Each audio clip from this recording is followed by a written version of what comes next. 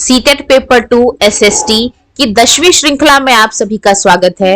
Hello friends, कैसे हैं आप सभी। और आज मैं आपके लिए लेके आई हूँ एसएसटी पेपर 2 के one of the most top important 50 questions जो कि आपके आने वाले सीटेट एग्जाम के लिए बहुत ही ज्यादा नेसेसरी है। तो चलिए बिना डिले किए स्टार्ट करते हैं आज की क्लास। अपने पॉइंट नंबर 1 को देखेंगे और इस चैप्टर में हम बात करेंगे खनिज और शक्ति संसाधन के बारे में, यानी कि मिनरल्स और पावर रिसोर्स के बारे में। सबसे पहले पॉइंट की बात करेंगे। प्राकृतिक रूप से प्राप्त होने वाला पदार्थ जिसका एक निश्चित रासायनिक संगठन हो, यानी कि वो पदार्थ जो हमें नेचर से मिलते हैं और जिसका एक फिक्स्ड केमिकल कंपाउंड हो, उसको हम क्या कहते हैं? खनिज, यानी कि मिनरल्स के नाम से जानते हैं। डायग्राम की हेल्प से आप देख सकते हैं ये सभी क्या हैं? अपने अपने मिनरल्स हैं। बात करेंगे आगे की, तो खनिज जो है वो अपने भौतिक गुण, भौतिक मतलब जो देखने में, जैसे कि रंग कैसा है, कोई देखिए ये वाले जो कलर है ऑरेंज जैसा दिख रहा है, कोई व्हाइट है, कोई ब्लैक है।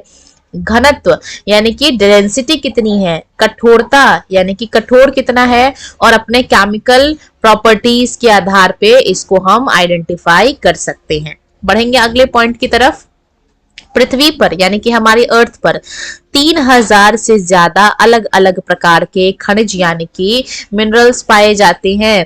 बात करें संरचना के आधार पे, तो खनिजों को हमने 2 प्रकार में बांटा है, 2 टाइप से हमने मिनरल्स को बांटा है। बढ़ेंगे अगले पॉइंट और डिस्कस करेंगे उन दोनों प्रकारों की। तो उसमें सबसे पहला है हमारा मेटालिक, जिसको हम क्या कहते हैं? धात्विक खनिज कहते हैं। इसमें क्या होता है, जो धातु है यानी कि जो मेटल्स हैं वो कच्चे रूप में होते हैं। धातुएं कैसी होती हैं? कठोर होती हैं, सॉलिड होती हैं। इसमें से हीट और इलेक्ट्रिसिटी पास होता है, यानी कि ऊष्मा और विद्युत को सुचालित करती हैं, अपने में से पास होने देती हैं। इसके अलावा जैसा कि डायग्राम में देख सकते हैं आप, इनकी चमक है। चमक भी क्या है? इनकी विशेषता है। और बात करें उदाहरण की, तो लौह अयस्क, बॉक्साइट हो गया, मैंगनीज हो गया, अयस्क हो गया, ये कुछ धात्विक खनिजों के उदाहरण हैं। बात करेंगे पॉइंट नंबर 4 की, लौह खनिज। लौह खनिज नाम से पता चल रहा है जो लोहों से बना है। फॉर एग्जाम्पल के लिए अयस्क हो गया, मैंगनीज हो गया, क्रोमाइट हो गया, इनमें क्या होता है? लोहा होता है। और जबकि जो और लोह है जिसमें लोहा नहीं है किंतु कुछ अदर धातु हैं, जैसे कि सोना, चांदी, तांबा या फिर सीसा भी हो सकती हैं। बढ़ेंगे अगले पॉइंट नंबर 5 को देखेंगे, जिसमें हम बात करेंगे अधात्विक, जिसमें कोई भी धातु नहीं है। एग्जाम्पल के लिए चूना पत्थर, अभ्रक यानी कि माइका हो गया, जिप्सम हो गया, ये सब क्या है? और धात्विक खनिज के उदाहरण हैं। बढ़ेंगे आगे की तरफ। खनिज ईंधन जैसे कोयला, पेट्रोलियम, ये सब क्या है? नॉन मेटालिक यानी कि अधात्विक खनिज है। डायग्राम की हेल्प से आप अधात्विक खनिज को देख सकते हैं, जैसे एग्जाम्पल के लिए ग्रेफाइट हो गया, लाइमस्टोन यानी कि चूना पत्थर, ये डोलमाइट है, ये माइका यानी कि अभ्रक है। बढ़ेंगे अगले पॉइंट नंबर 6 को। खनिजों को खनन, प्रवेधन या आखनन द्वारा, यानी कि 3 तरीके हैं खनिज को बाहर निकालने की। सबसे पहला है खनन, दूसरा है हमारा प्रवेधन और तीसरा क्या है? आखनन। इन 3 तरीकों से हम क्या कर सकते हैं? खनिज को धरती के अंदर से निकाल सकते हैं।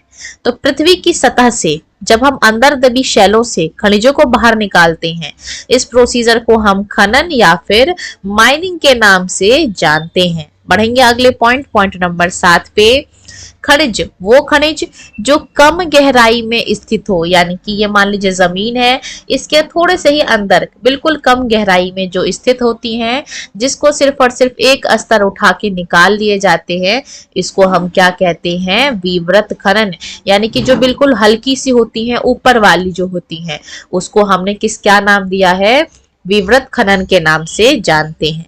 बढ़ेंगे पॉइंट नंबर 8 पे, जिसमें हम कूपक के बारे में जानेंगे या फिर कूपकी खनन के बारे में जानेंगे। इसमें क्या होता है, जब हम गहराई में जाके कोई भी खनिज निकालते हैं, यानी कि डीप अंदर जाके जब हम खनिजों को निकाल रहे हैं, तो उसको हम कूपकी खनन के नाम से जानते हैं। बढ़ेंगे अगले पॉइंट नंबर 9 को देखेंगे, जहां हम बात करेंगे पेट्रोलियम और प्राकृतिक यानी कि नेचुरल गैस। ये हमारी अर्थ के बहुत नीचे पाए जाते हैं और इन्हें बाहर निकालने के लिए गहन कूपों की खुदाई की जाती है और इसको ही हम क्या कहते हैं, प्रवेधन कहते हैं। तो तीनों में आपको डिफरेंस समझ में आ गया होगा। बढ़ेंगे आगे की तरफ, पॉइंट नंबर 10 को देखेंगे।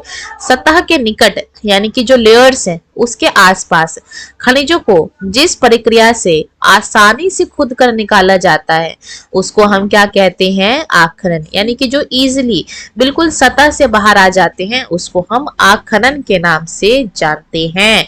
बढ़ेंगे पॉइंट नंबर 11 को, डायग्राम की हेल्प से आप इसको देख सकते हैं। जहां हम बात करेंगे अयस्क की, तो जो शेल है यानी कि जो रॉक्स हैं वो क्या है, खनिज अवयवों के और निश्चित संगठन वाले एक या एक से अधिक समूह, अधिक खनिजों का समूहन है। बात करें आगे की, तो शेल जिसमें खनिजों का खनन किया जाता है यानी कि वो रॉक जिसमें से क्या निकाले जाते हैं, मिनरल्स निकाले जाते हैं, उसको हम क्या कहते हैं, अयस्क यानी कि ओर के नाम से जानते हैं। बढ़ेंगे अगले पॉइंट, पॉइंट नंबर 12 की तरफ।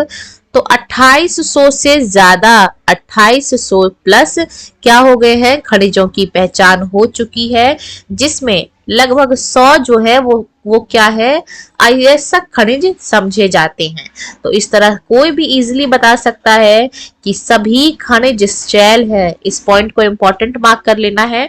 आपने बताना है कि जितने भी खनिज हैं वो सभी के सभी क्या है, शेल है, जबकि सभी शेल खनिज नहीं है।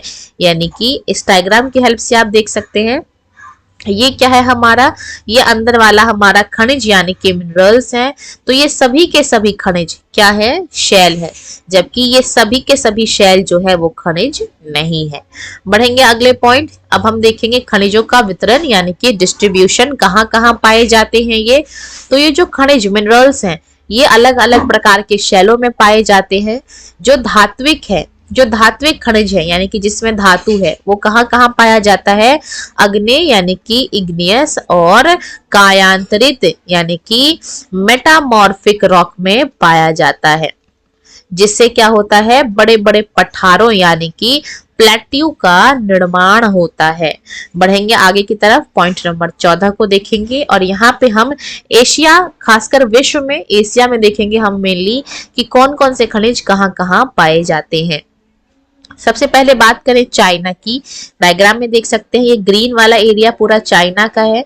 तो यहाँ पे क्या है, और भारत, ये हमारा प्यारा भारत, हमारा प्यारा भारत महान देश है, के पास विशाल लौह अयस्क निक्षेप हैं। यानी कि चाइना के पास भी और इंडिया के पास भी, दोनों के पास क्या है, लोहे के निक्षेप हैं।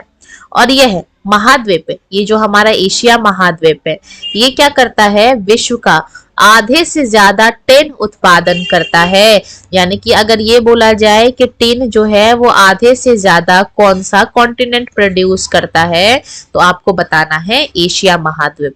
वहीं बात करें कुछ इंपॉर्टेंट देशों की, तो ये हमारा चाइना, ये जो ये वाला ग्रीन वाला एरिया है, इसके अलावा मलेशिया, इंडोनेशिया, जो ये नीचे वाले आइलैंड कंट्रीज है, ये क्या है, विश्व के अग्रणी टिन उत्पादकों में से हैं। यानी कि सबसे ज्यादा टिन कहाँ उगाए जाते हैं, एशिया में। और अगर एशिया में भी देशों की बात कर ली जाए तो चाइना हो गया, मलेशिया हो गया, इंडोनेशिया हो गया, ये कुछ देश ऐसे हैं जहां पे टिन का प्रोडक्शन सबसे ज्यादा होता है।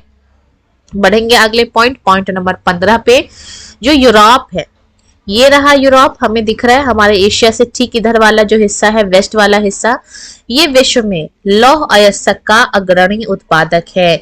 यानी कि यहाँ पे क्या होते हैं, बहुत ज्यादा आयरन ओर पाया जाता है। देश की बात कर ले तो ये रहा रशिया, रूस, उसके अलावा यूक्रेन हो गया, स्वीडन हो गया, फ्रांस जो कि इसका यूरोप का देश है। इन सभी के पास लौह अयस्क यानी कि आयरन ओर के बड़े बड़े निक्षेप हैं। बढ़ेंगे अगले पॉइंट, पॉइंट नंबर 16 को देखेंगे और यहाँ पे एक छोटे से प्यारे से कंट्री की बात करेंगे जिसका नाम है स्विट्जरलैंड, जो कि किसका देश है, यूरोप का एक छोटा सा देश है। और यहाँ पे कोई भी ज्ञात खनिज निक्षेप नहीं है। तो अगर इस तरीके से पूछा जाए कि कौन सा ऐसा देश है जिसके पास कोई भी ज्ञात खनिज निक्षेप नहीं है, तो बता देना है आपको कि स्विट्जरलैंड। देखेंगे हमारे स्क्रीन पे पॉइंट नंबर 17 कहता है हमसे, यहाँ पे हम ब्राजील के बारे में पढ़ेंगे, जो कि ये हमारा जो दक्षिणी अमेरिका है इसका एक देश है ब्राजील। इसकी बात करेंगे तो यहाँ पे उच्च कोटि का यानी कि हाई क्वालिटी का लौह अयस्क मिलता है और ये सबसे बड़ा उत्पादक इसका ब्राजील है। इसके अलावा चिली और पेरू ये भी इसी साउथ अमेरिका का, ये जो दक्षिण अमेरिका कॉन्टिनेंट है इसी के देश है। ये क्या है, तांबे का अग्रणी उत्पादक है, यानी कि तांबा सबसे ज्यादा कहाँ पे होता है, चिली और पेरू के अंदर। वहीं बात करें ब्राजील और बोलिविया की, ये भी हमारे दक्षिण अमेरिका के ही देश हैं, तो यहाँ पे टिन सबसे ज्यादा होता है। इसके अलावा जो दक्षिण अमेरिका है उसके पास क्या है, सोना, चांदी, जस्ता, क्रोमियम, मैंगनीज हो गया, बॉक्साइट, अभ्रक, प्लैटिनम, एस्बेस्टस और हीरा, ये सब यहाँ पाए जाते हैं। इसके अलावा जो खनिज तेल हैं जैसे वो कहाँ कहाँ पाए जाते हैं, वेनेजुएला के अंदर, अर्जेंटीना, चिली, पेरू, कोलंबिया, ये सभी के सभी कहाँ हैं, ये सभी के सभी साउथ अमेरिका यानी कि दक्षिणी अमेरिका के देश हैं, जहाँ पे ये सभी चीजें बड़ी मात्रा में पाई जाती है। बढ़ेंगे अगले पॉइंट नंबर 18 को, और यहाँ पे अब तक हमने कौन कौन से कॉन्टिनेंट को डिस्कस कर लिया। हमने एशिया को देखा, अमेरिका को देखा, हमने थोड़ा सा यूरोप के बारे में डिस्कस किया। अब हम अपने ठीक नीचे इस अफ्रीका महाद्वीप के बारे में चर्चा करेंगे। जो अफ्रीका है वो संसाधनों में धनी है, यानी कि इसके पास बहुत सारे रिसोर्सेज हैं। रिसोर्सेज कौन कौन से हैं, डायमंड यानी कि हीरा, सोना, प्लैटिनम, ये विश्व में सबसे ज्यादा अगर कहीं पे उत्पादन होता है तो वो अफ्रीका महाद्वीप में होता है। उसके अलावा दक्षिण अफ्रीका, जिम्बाब्वे और जायरे, ये सब यहाँ अफ्रीका के देश हैं। यहाँ सोने का एक बड़ा भाग उत्पादित करते हैं। इसके अलावा तांबा हो गया, लौह अयस्क हो गया, क्रोमियम हो गया, यूरेनियम हो गया, ये सब कहाँ पाए जाते हैं, दक्षिण अफ्रीका में पाए जाते हैं। वहीं बात करें तेल की तो तेल नाइजीरिया, लीबिया, अंगोला जो कि दक्षिण अफ्रीका का ही देश है, यहाँ पे तेल पाए जाते हैं। बढ़ेंगे अगले पॉइंट नंबर 19 को, और एक आइलैंड कंट्री यानी कि द्वीपीय देश की बात करेंगे जिसका नाम है ऑस्ट्रेलिया। ये एक महाद्वीप भी है हमारा। ऑस्ट्रेलिया में क्या होता है, बॉक्साइट, यहाँ पे सबसे बड़ी मात्रा में किसका प्रोडक्शन होता है, बॉक्साइट का प्रोडक्शन होता है, बॉक्साइट उत्पादक होता है। इसके अलावा सोना, हीरा, लौह अयस्क, टीन और निकेल का भी क्या है, ये एक अग्रणी यानी कि टॉप प्रोड्यूसर है। बात करें पश्चिमी ऑस्ट्रेलिया की तो ये वाला एरिया पश्चिमी ऑस्ट्रेलिया है। यहाँ पे क्या है, कालगुर्ती, कुलगड़की, ये क्या है, सोने के सबसे बड़े यहाँ पे निक्षेप पाए जाते हैं। बढ़ेंगे अगले पॉइंट नंबर 20 की। यहाँ हम बात करेंगे ट्रांस अंटार्कटिका पर्वत की। ये रहा हमारा अंटार्कटिका महाद्वीप और यहीं पे क्या है हमारा ये ट्रांस अंटार्कटिका पर्वत। यहाँ पे क्या पाया जाता है, कोयले और पूर्वी अंटार्कटिका के प्रिंस चार्ल्स पर्वत, ये रहा पूर्वी अंटार्कटिका। इसमें जो प्रिंस चार्ल्स माउंटेन है इसके पास लोहे के महत्वपूर्ण मात्रा में निक्षेपों का पूर्वानुमान यानी कि अभी बस अज्यूम किया गया है कि यहाँ पे ऐसा है। इसके अलावा लौह अयस्क, सोना हो गया, चांदी, तेल, ये भी यहाँ पे बड़ी मात्रा में उपलब्ध है। बढ़ेंगे अगले पॉइंट नंबर 21 को देखेंगे। लोहा, भारत में उच्च कोटि के लौह जो है वो कहाँ पाए जाते हैं, 4 स्टेट में जो है मेनली, वो कुछ स्टेट के नाम है जहाँ पे हाई क्वालिटी के आयरन ओर पाए जाते हैं। और वो 4 स्टेट कौन कौन सा है, सबसे पहले हम देखेंगे झारखंड को जो कि बिहार से सेपरेट हुआ था। दूसरा है उड़ीसा, यहाँ पे भी बड़ी मात्रा में क्या पाया जाता है, सबसे पहला झारखंड है, उड़ीसा है, तीसरा क्या है, छत्तीसगढ़ है जहाँ पे आयरन ओर यानी कि लौह अयस्क पाया जाता है। उसके बाद चौथा स्टेट, देखिए ये मैंने सीक्वेंस वाइज लिखा है, यानी कि सबसे ज्यादा झारखंड में, उसके बाद उड़ीसा, छत्तीसगढ़, उसके बाद मध्य प्रदेश, उसके बाद अपना गोवा आ जाता है, देन महाराष्ट्र आ जाता है और अंत में हम कर्नाटक। तो ये कुछ ऐसे स्टेट्स हैं, कुछ ऐसे राज्य हैं जहां बड़ी मात्रा में आयरन ओर यानी कि लौह अयस्क पाए जाते हैं। बढ़ेंगे अगले पॉइंट नंबर 22 की तरफ देखेंगे और यहाँ हम उन स्टेटों की बात करेंगे जहाँ पे क्या पाया जाता है, बॉक्साइट पाया जाता है। तो बॉक्साइट इसकी मुख्य उत्पादक क्षेत्र कौन कौन से हैं? सबसे पहला हम बात करेंगे झारखंड की। डायग्राम में आप देख सकते हैं, ये रहा झारखंड। यहाँ पे क्या पाया जाता है, बड़ी संख्या में आपको क्या देखने को मिलेगा, बॉक्साइट देखने को मिलेगा। झारखंड के अलावा कौन सा हो गया, उड़ीसा हो गया, उसके अलावा हो गया आपके पास छत्तीसगढ़, उसके बाद हो गया मध्य प्रदेश, देन अपना गुजरात हो गया, जो कि बिल्कुल ये वाली जो देश, ये वाला जो स्टेट है ये गुजरात है। इसके अलावा महाराष्ट्र, गुजरात के ठीक नीचे महाराष्ट्र आ जाता है। और अंत में हम बात करेंगे तमिलनाडु की, जो कि हमारा एक तटीय राज्य है। बढ़ेंगे अगले पॉइंट नंबर 23 की तरफ। जो अभ्रक है, जिसको हम माइका कहते हैं, इसके बारे में पढ़ेंगे। तो ये जो अभ्रक है ये कहाँ कहाँ पाया जाता है? तो सबसे पहले अभ्रक में भी नाम किसका आता है, झारखंड का। झारखंड का जो छोटा नागपुर प्लेट्यू है, छोटा नागपुर पठार, वहां पे बड़ी संख्या में आपको अभ्रक भी देखने को मिलते हैं। बहुत सारे खनिज लवण देखने को मिलते हैं। ठीक है, नेक्स्ट स्टेट झारखंड से ही बिहार से अलग हुआ झारखंड। दूसरा हमारा बिहार है। तीसरा क्या है, आंध्रा है। इसके अलावा क्या है, राजस्थान। यहाँ पे बड़ी मात्रा में माइका पाया जाता है। भारत विश्व में अभ्रक यानी कि माइका का सबसे बड़ा उत्पादक, सबसे ज्यादा प्रोडक्शन होता है और सबसे ज्यादा एक्सपोर्ट भी कौन करता है, भारत ही करता है। डायग्राम में देख सकते हैं, ये झारखंड है, ये अपना बिहार है, इधर की तरफ अपना आंध्र प्रदेश है और ये अपना राजस्थान है। बढ़ेंगे अगले पॉइंट नंबर 24, जहां पे हम बात करेंगे कॉपर यानी कि तांबे की। तो कॉपर आपको सबसे पहले देखने को मिलेंगे राजस्थान में, ये वाला जो एरिया है राजस्थान का।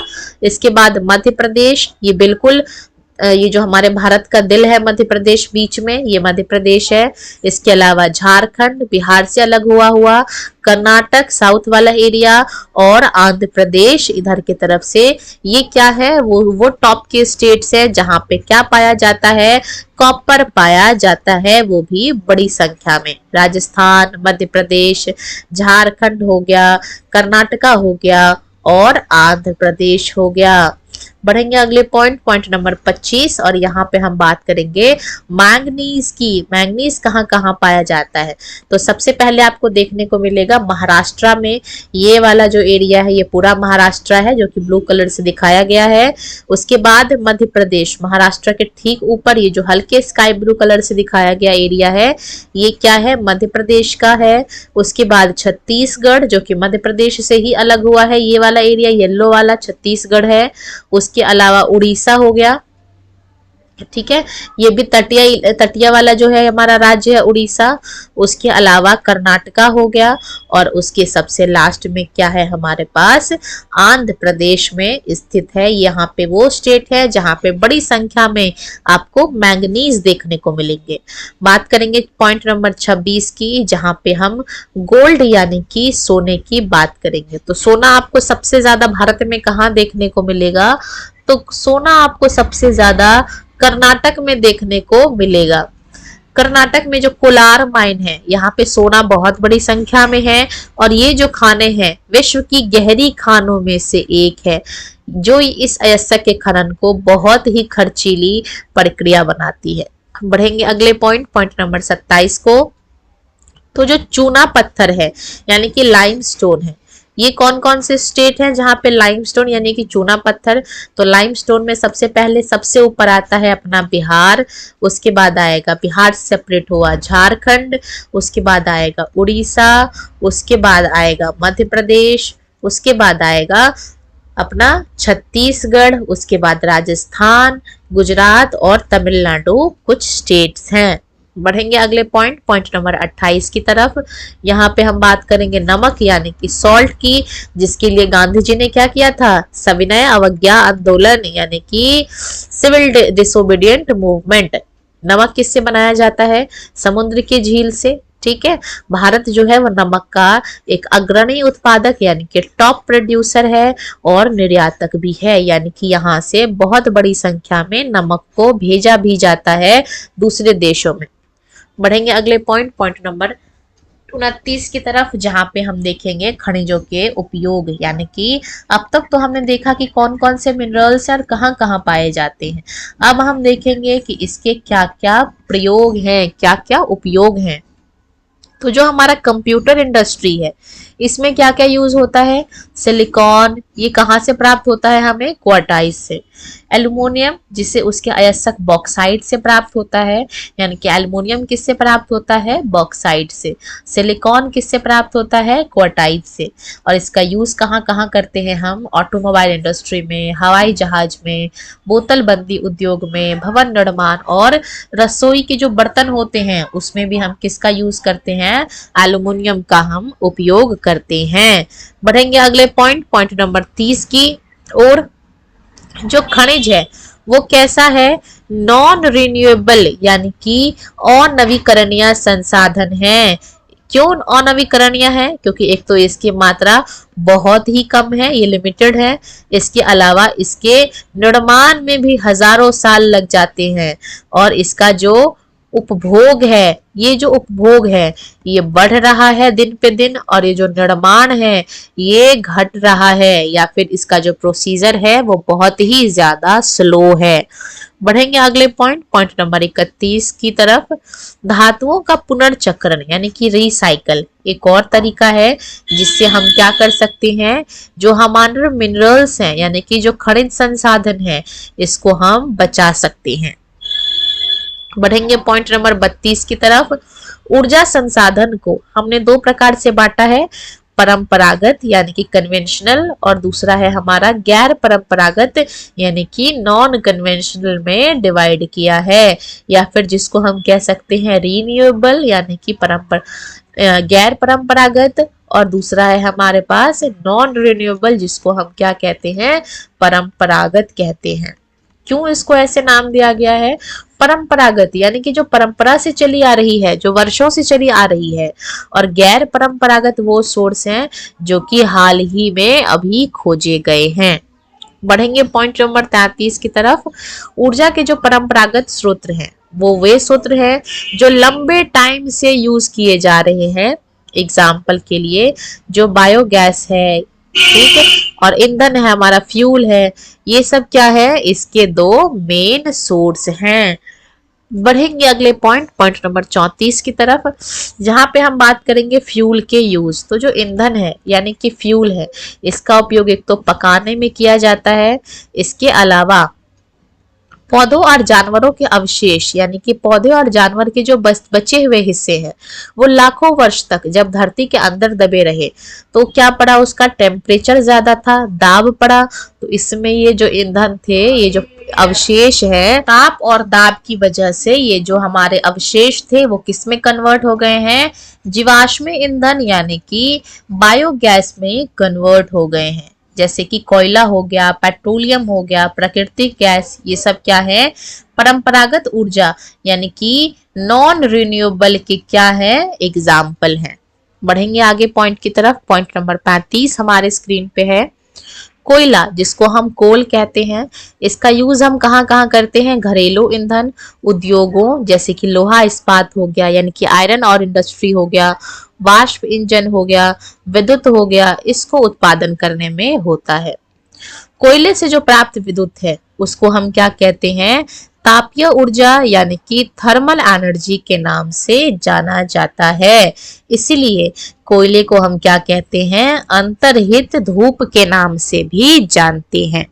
बढ़ेंगे अगले पॉइंट नंबर 36 की तरफ, और यहाँ पे हम बात करेंगे कि कोयला उत्पादन में कौन कौन से देश ऐसे हैं जो कि एकदम टॉप पे हैं। तो सबसे पहले बात करेंगे चाइना की, चाइना सबसे टॉप पे है। उसके बाद हम बात करेंगे यूएसए जिसको हम कहते हैं संयुक्त राज्य अमेरिका। उसके बाद हम बात करेंगे जर्मनी की, जर्मनी में भी कोयला होता है। उसके बाद हम बात करेंगे रशिया यानी कि रूस की, और अंत में हम बात करेंगे साउथ अफ्रीका और फ्रांस की। ये वो देश है विश्व में जहां पे बड़ी संख्या में क्या होता है, कोयले का उत्पादन आपको देखने को मिलेगा। बात करें कोयला उत्पादक जो कि हमारे अपने भारत देश में है, तो उसमें सबसे पहले नाम आता है रानीगंज का। और ये रानीगंज कहाँ पे आता है, पश्चिम बंगाल यानी कि वेस्ट बंगाल में। और धनबाद जो कि कहाँ आते हैं, धनबाद और बोकारो ये झारखंड का एरिया है जहाँ पे बड़ी मात्रा में भारत के अंदर कोयले का उत्पादन होता है।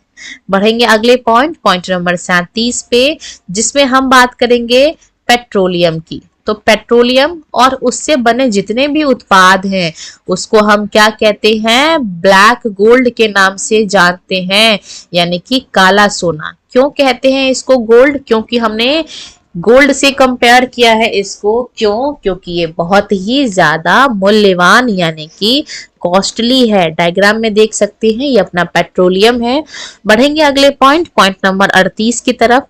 पेट्रोलियम जो शब्द है वो लैटिन भाषा का शब्द है, जिसमें पेट्रो का मतलब है शैल और ओलियम का मतलब है तेल। इसलिए पेट्रोलियम को हम क्या कहते हैं, शैल तेल भी कहते हैं। बढ़ेंगे अगले पॉइंट नंबर 39 की तरफ, जिसमें हम बात करेंगे पेट्रोलियम सबसे ज्यादा आपको कहाँ देखने को मिलेंगे। तो सबसे पहला देश है ईरान, जहां पे आपको बड़ी मात्रा में पेट्रोलियम का उत्पादन होते हुए दिखेगा। दूसरे हैं इराक। तीसरा हो गया अपना सऊदी अरबिया, यानी कि ये सारे क्या है, खाड़ी देश है। और लास्ट आता है अपना कतार। ये सब क्या है, खाड़ी देश है। बात करें भारत में, तो भारत में आपको दिखेगा असम के अंदर जो डिगबोई वाला एरिया है, मुंबई का जो बॉम्बे हाई है, और कृष्णा गोदावरी नदियों के जो डेल्टाज हैं इसमें आपको पेट्रोलियम देखने को मिलेगा। बढ़ेंगे अगले पॉइंट नंबर 40 की तरफ। तो जो हमारा प्राकृतिक गैस यानी कि जो नेचुरल गैस है, इसका प्रयोग हम कहाँ करते हैं, घरेलू और वाणिज्यिक ईंधनों के रूप में किया जाता है। अगर बात करें कौन कौन से देश ऐसे हैं जहां पे बड़ी मात्रा में नेचुरल गैस पाया जाता है, तो एक हो गया रशिया यानी कि रूस, नेक्स्ट है नॉर्वे, तीसरा है यूके। ये वो देश है जो कि क्या है, बड़ी संख्या में क्या करते हैं, नेचुरल गैस को प्रोड्यूस करते हैं। और लास्ट है हमारा नीदरलैंड। बढ़ेंगे पॉइंट नंबर नेक्स्ट की तरफ, जिसमें हम पॉइंट नंबर 41 को डिस्कस करेंगे। यहाँ पे हम बात करेंगे नेचुरल गैस की और उस एरिया की बात करेंगे जो कि हमारे भारत में होता है। तो सबसे पहले हम बात करेंगे जैसलमेर की, जो कि कहाँ पे आता है, राजस्थान राज्य के अंदर आता है। इसके अलावा कृष्णा गोदावरी का जो डेल्टा है, त्रिपुरा राज्य, मुंबई, ये कुछ ऐसे एरिया हैं जहां पे प्राकृतिक संसाधन यानी कि नेचुरल गैस का उत्पादन होता है। बढ़ेंगे अगले पॉइंट नंबर 42 की तरफ। तो बांधों में वर्षा जल अथवा नदी जल ऊंचाई से गिराने के लिए संग्रहित किया जाता है, यानी कि या तो वर्षा जल या फिर नदी का जल क्या होता है, एकदम बड़े ऊंचे से हाइट से नीचे गिराया जाता है और बांध के अंदर से पाइप के द्वारा जो बहता जल है वो टरबाइन के ऊपर, ये टरबाइन है इसके ऊपर गिरता है और ऐसे घूमते हुए ये क्या करते हैं, ब्लेड जनरेटर को विद्युत के लिए घुमाते हैं। और ये जो जल है इसको हम क्या कहते हैं, जल विद्युत कहलाते हैं, यानी कि हाइड्रो इलेक्ट्रिसिटी कहते हैं। यानी कि जब पानी से बिजली बनाया जा रहा है तो उसको हम जल विद्युत या फिर हाइड्रो इलेक्ट्रिसिटी के नाम से जानेंगे। बढ़ेंगे पॉइंट नंबर 43 और बहुत इंपॉर्टेंट पॉइंट है, इसको आपको मार्क कर लेना है। विश्व का जो पहला जल विद्युत उत्पन्न करने वाला देश है, यानी कि पानी से बिजली बनाने वाला जो पहला देश है वो कौन सा है, वो नॉर्वे है। बढ़ेंगे अगले पॉइंट नंबर 44 की तरफ। तो विश्व की ऊर्जा का 1/4 जो हिस्सा है वो किससे प्राप्त होता है, विद्युत से, जल विद्युत से, यानी कि वाटर हाइड्रोसिटी से प्राप्त होता है। और अगर कुछ इंपॉर्टेंट देश की बात करें तो आज के टाइम पे पराग्वे में पराग्वे दिखेंगे आपको। इसके अलावा आपको नॉर्वे, जहाँ पे सबसे पहले उत्पादन हुआ था। इसके अलावा ब्राजील, जो कि दक्षिणी अमेरिका का देश है। और हमारे ठीक ऊपर चाइना, ये वो कंट्री है जहां पे आपको इसका प्रोडक्शन देखने को मिलेगा। बढ़ेंगे अगले पॉइंट नंबर 45 में, और यहाँ पे हम बात करेंगे कि हमारे यहाँ हाइड्रो इलेक्ट्रिसिटी कहाँ कहाँ होता है। तो सबसे पहले बात करेंगे भाखरा नंगल डैम की, गांधी सागर, नागार्जुन सागर हो गया, और दामोदर नदी घाटी परियोजना जो कि पश्चिम बंगाल में है। ये वो एरियाज है जहाँ पे क्या प्रोड्यूस होता है, हाइड्रो इलेक्ट्रिसिटी यानी कि विद्युत उत्पादन जल से होता है। बढ़ेंगे पॉइंट नंबर नेक्स्ट की, जहाँ पे हम बात करेंगे ऊर्जा के गैर परंपरागत स्रोत यानी कि non renewable energy, non conventional, जैसे कि अच्छा गैर परंपरागत सोर्स है यानी कि रिन्यूएबल एनर्जी की बात करेंगे, नॉन नहीं, ये तो परंपरागत है यानी कि परंपरा से आ रही है। ये हमारा नॉन रिन्यूएबल यानी कि गैर परंपरागत है। तो गैर में कौन कौन से आ रहे हैं, डायग्राम की हेल्प से आप देख सकते हैं। ये सोलर यानी कि सौर ऊर्जा, पवन हवा चल रही है पवन ऊर्जा, ज्वारीय ऊर्जा, ये सब क्या है, नवीकरणीय है। बात करेंगे अगले पॉइंट की, पॉइंट नंबर 47 से, जहां पे हम किसकी बात करेंगे, सोलर एनर्जी की यानी कि सौर ऊर्जा की। तो सेलों में विद्युत उत्पन्न करने के लिए प्रयोग की जाती है।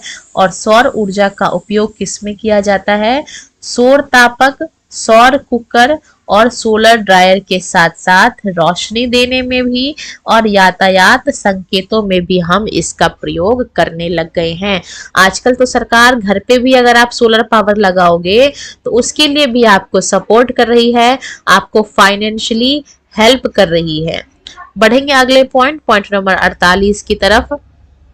सौर ऊर्जा का उपयोग कहाँ कहाँ हो रहा है, सौर तापक, सौर कुकर, सोलर ड्रायर में हो रहा है।